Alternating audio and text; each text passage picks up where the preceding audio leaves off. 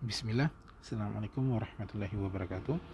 Alhamdulillah, pada video kali ini kita masih membahas bab kombinatorika, pembahasan permutasi. Sekarang kita masuk kepada teorema kelima, di mana teorema kelima menyebutkan bahwa jumlah permutasi dari n objek yang berbeda yang diatur dalam sebuah lingkaran adalah n kurang 1 faktorial. N kurang 1 faktorial. Teorema 5 ini juga dikenal dengan nama lain, yaitu disebut dengan permutasi siklik atau permutasi melingkar. Perlu dipahami bahwa jika suatu objek di mana objek tersebut disusun secara melingkar, maka menggunakan teorema ini, yaitu n dikurangi 1 faktorial. Kita kasih contoh untuk lebih memahami daripada teorema ini. Itu misalkan kita punya 5 laki-laki dan 5 perempuan. Ada 5 laki-laki dan ada 5 perempuan.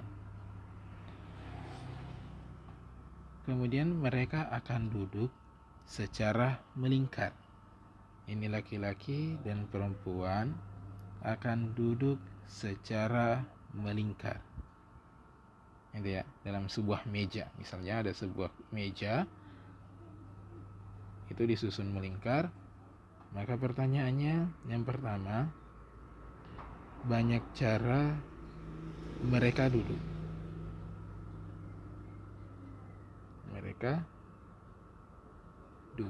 Dalam hal ini, banyak cara mereka duduk ini adalah banyak caranya mereka duduk secara melingkar.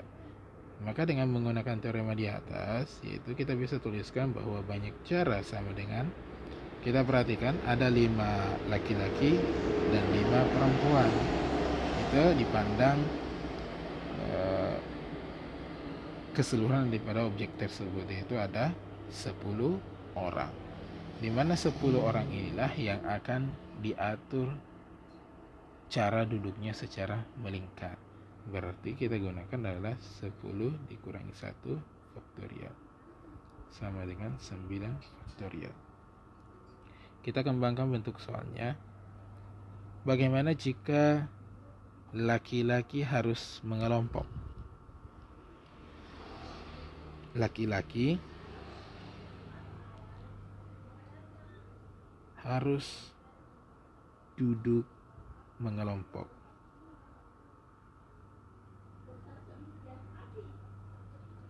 Perhatikan, laki-laki harus duduk mengelompok. Artinya apa? Kalau kita punya lingkaran, misalnya seperti ini, kita asumsikan di sini adalah kelompok laki-laki. Ini ada sebanyak 5 orang di sini duduk. Ada 5 orang. Sedangkan yang lainnya perempuan. Ada di sini perempuan 1, misalnya P1, P2, P3,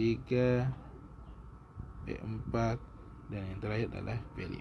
Perhatikan, maka laki-laki ini yang duduk mengelompok itu diasumsikan sebagai satu objek, sehingga banyaknya objek itu ada 6, dan 6 objek inilah yang disusun secara melingkar. Maka banyak caranya, yaitu tadi ada 6 objek, berarti 6 dikurang 1 faktorial. Itu untuk cara duduk kelompok laki-laki dan 5 orang perempuan. Sedangkan laki-laki sendiri itu ada 5 orang. Ada 5 orang, dan mereka cara duduknya itu bisa diatur sebanyak 5 faktorial. Nanti ya, dengan cara 5 faktorial. Dari jawabannya adalah 5 faktorial kali 5 faktorial. Itu harus diperhatikan.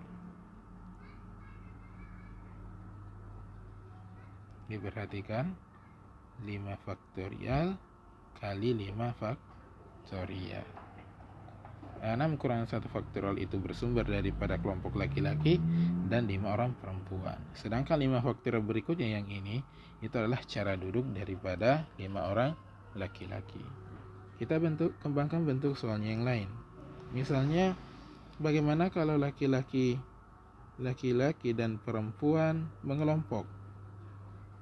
Laki-laki dan perempuan duduk mengelompok. Kalau perempuan dan laki-laki duduk mengelompok, misalnya perhatikan ini. Misalnya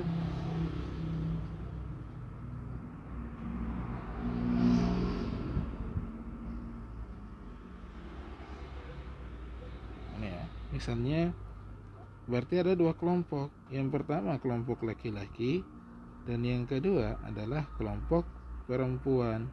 Di mana kelompok laki-laki ada 5, 1, 2, 3, 4, 5. Perempuan juga demikian. Perhatikan, kelompok laki-laki, kelompok perempuan. Berarti banyak caranya, itu diasumsikan ada 2 objek yang diatur secara melingkar. Berarti 2 dikurangi 1 faktorial. Kemudian perhatikan, laki-laki itu ada 5 orang. Cara pengaturan tempat duduk mereka itu adalah 5 faktorial. Perempuan ada 5 juga. Berarti di sini juga 5 faktorial. Itu prosesnya. Contoh yang lain, kita kembangkan contoh yang lain. Misalnya laki-laki dan perempuan selang-seling. Ini selang-seling cara duduknya. Artinya laki-laki, perempuan, laki-laki, perempuan. Atau lebih gampangnya perhatikan.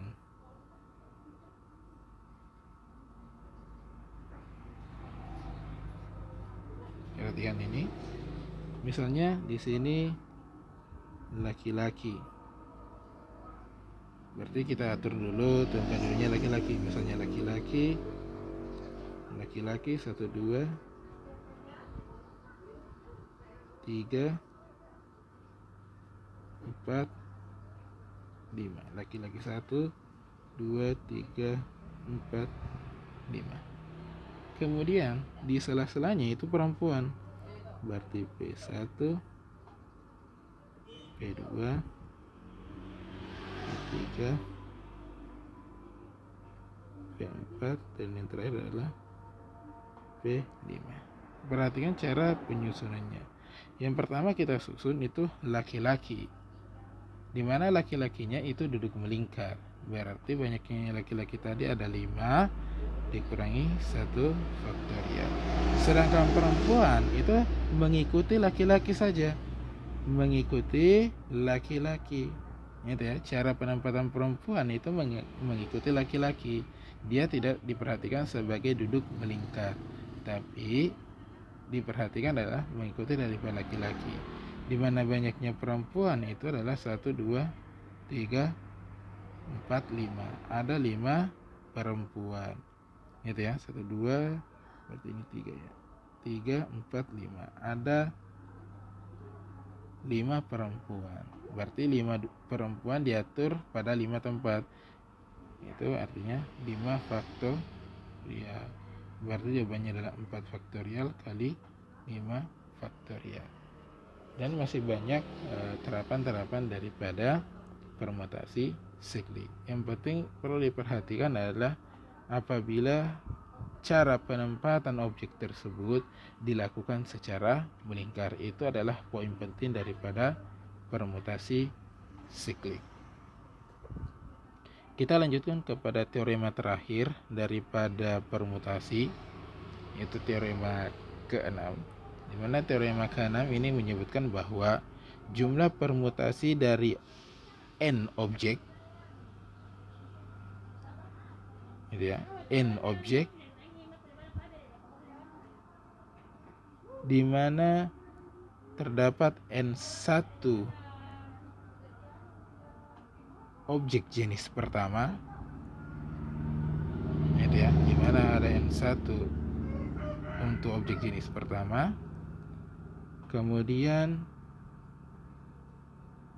N2 jenis kedua, sampai NK jenis ke K, gitu ya. Ini permutasi dari N objek, di mana N1 terdapat N1 jenis pertama, N2 jenis kedua, sampai NK jenis ke K. Dan perlu diperhatikan, dan ya, N1 tambah N2 sampai NK itu sama dengan N. Maka banyaknya permutasinya adalah N faktorial per N1 faktorial kali N2 faktorial sampai NK faktorial. Permutasi ini sering disebut dengan istilah permutasi N unsur yang sama. Dan biasanya penerapannya itu ini ya, umumnya atau kebanyakannya diterapkan pada misalnya bagaimana menyusun abjad kalimat matematika misalnya ya, berapa banyak permutasi daripada kalimat matematika dan selainnya. Itu ya, itu adalah contoh-contoh penerapan daripada permutasi ini. Untuk lebih memahami, perhatikan, kita kasih contoh. Misalkan ada 3 jenis buku.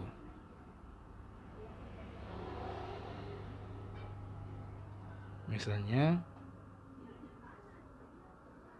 ada 3 jenis buku, gitu ya. Misalnya ada 3 jenis buku. Itu ada matematika, ada statistika, dan yang terakhir ada komputasi. Ada 3 jenis buku yang tersedia: matematika, statistik, dan komputasi. Kemudian sebagai catatan bahwa terdapat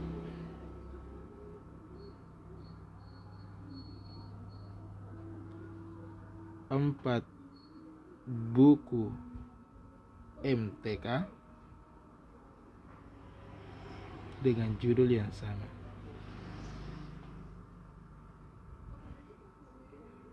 Dengan judul yang sama, artinya bukunya sama, gitu ya. Ada 4 buku matematika, judulnya sama, atau dengan kata lain bukunya identik atau sama. Kemudian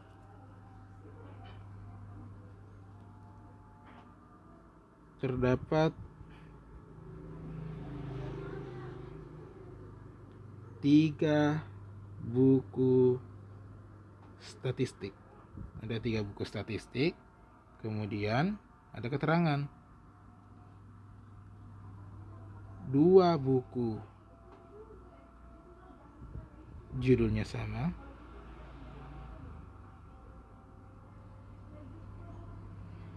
titik. Ada 3 buku statistik, ada 2 yang judulnya sama. Kemudian yang terakhir yaitu buku komputasi. Untuk buku komputasi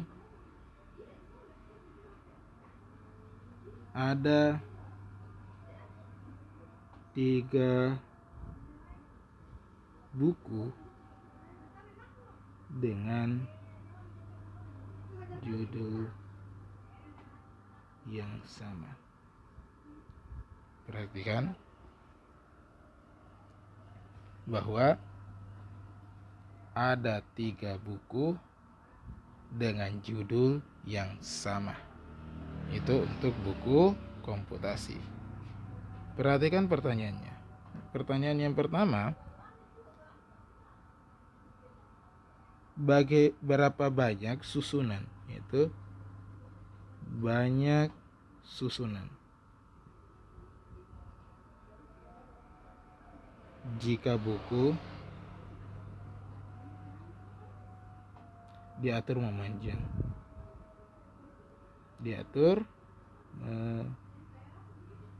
memanjang. Perhatikan berapa banyak susunan jika buku diatur memanjang. Perhatikan untuk buku-bukunya. Untuk buku MTK itu ini ya, ada 4 judul buku. Ini ada 4 buku. Kemudian statistik itu kita bagi 2.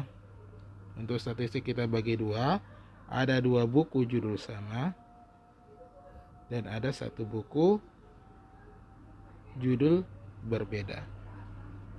Selanjutnya untuk komputasi, semua judulnya sama, artinya ada 3 buku. Berarti kita simbolkan untuk matematika jenis yang pertama, kemudian statistik jenis yang kedua, komputasi jenis ketiga. Tapi perhatikan untuk statistik itu ada tambahan bahwa 2 buku yang sama, 1 buku berbeda. Sehingga cara penyusunannya bagaimana? Perhatikan, yaitu N1 sama dengan 4, itu untuk buku matematika. Untuk buku statistik itu kita simbolkan N2 1 itu sama dengan 2, kemudian N2 2 itu sama dengan 1, dan yang terakhir untuk komputasi yaitu N3 sama dengan 3. Kemudian tadi catatan bahwa N sama dengan N1 tambah N21 tambah N22 ditambah N3 itu sama dengan 4 ditambah 2 ditambah 1 ditambah 3 itu sama dengan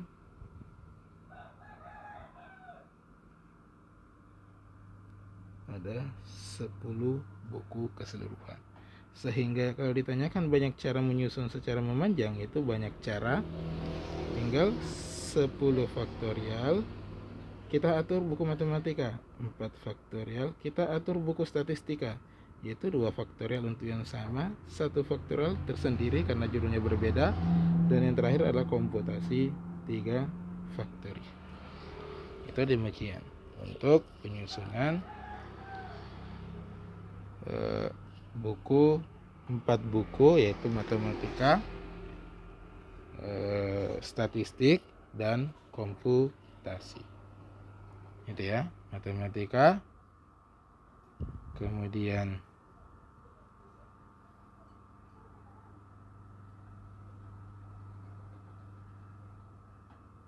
matematika, apalagi matematika, statistik, dan komputasi.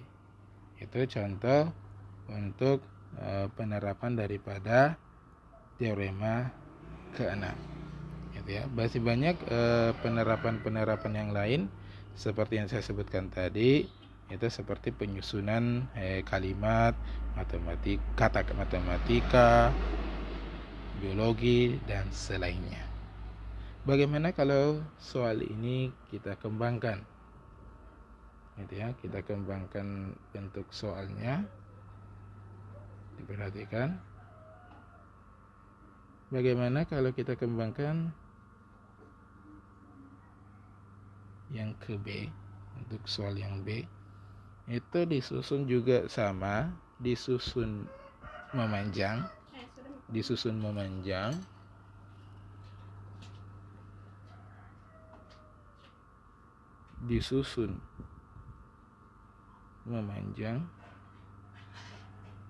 tetapi ini ya, tetapi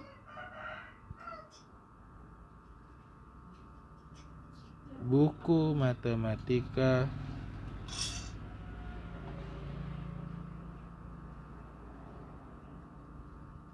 harus mengelompok.